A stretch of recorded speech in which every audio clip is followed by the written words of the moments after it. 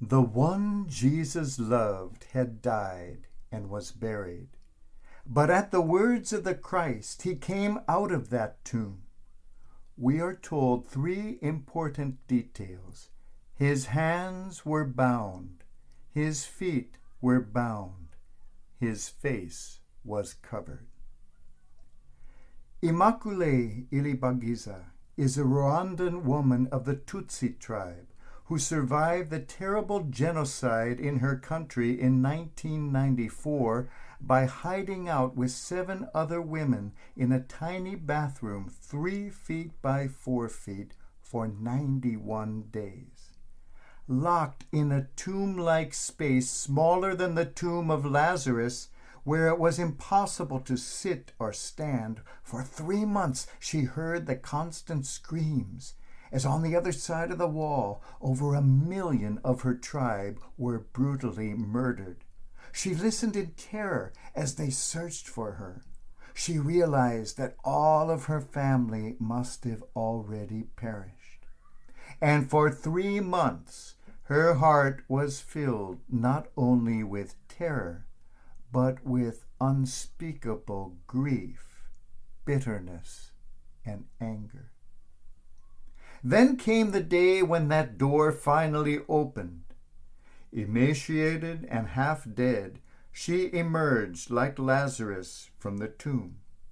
What an incredible feeling of liberation she must have experienced then. But this was nothing compared to an even greater liberation which was soon to be hers.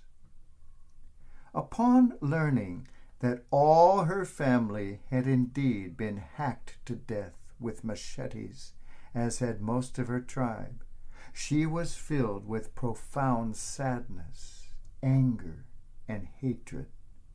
How could such evil exist? But then a vivid dream came to her. She saw herself hovering over her family home, enveloped in a dark cloud. Above that cloud, though, was a tremendous light in which she saw her family, happy and smiling. This light enveloped her cloud of darkness and overcame it. She heard her brother's voice. "We are happy here. Someday you will join us too, but first you must move on with your life, and you must forgive those who have trespassed against us."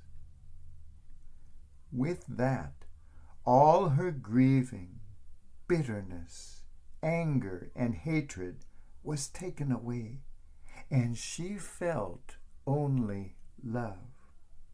Love had entered that tomb of hatred and sorrow. Light pierced the darkness, and love rolled the stone away.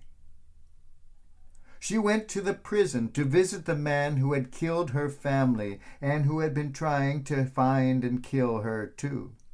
Her heart was moved to pity at the sight of this now broken man who had caused her so much sorrow, and she saw in him a good man whom evil had entered through the power of hate-filled propaganda. Immaculée took his hands and said only 3 words, "I forgive you." How powerful must love be? This remarkable woman has dedicated her life to the power of forgiveness. As she writes, "The love of a single heart can make a world of difference. We do have the power to change this world, one heart at a time." Immaculée has profoundly affected the lives of countless people trapped in such tombs. She has shown the incredible truth that it is possible to break the chains. It is possible to forgive the unforgivable. One woman approached Immaculée and told her, Your words have made all the difference in my life. When I was a baby, my parents perished in Hitler's Holocaust. My entire life long, I have lived in deep anger and bitterness and have not been able truly to live or to go on with my life because of what has been chaining me down. You have shown me the way to freedom for myself.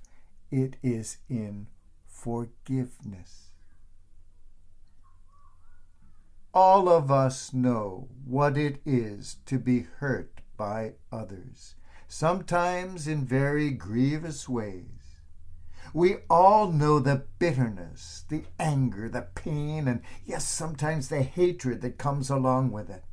We have all been in that tomb. Our face is covered so that we cannot see the goodness, the beauty, and the love around us. Our hands remain bound together so that we cannot embrace. Bitterness binds our feet so that we cannot go on with our life.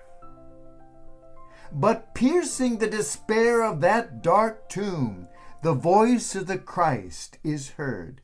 Untie him and let him go free. The love that is strong enough to forgive the unforgivable is the only power that can set us free. Let us allow that powerful love to overcome the darkness of the tombs we have made for ourselves. Let us learn to forgive, that the fetters may fall from hands once again able to embrace, from feet now able to take us far. Let our eyes be uncovered, that we may at last behold the love and the beauty and the good all around. Let us, like Lazarus, like Immaculée, hear those words of liberating love. Untie them and let them too go free.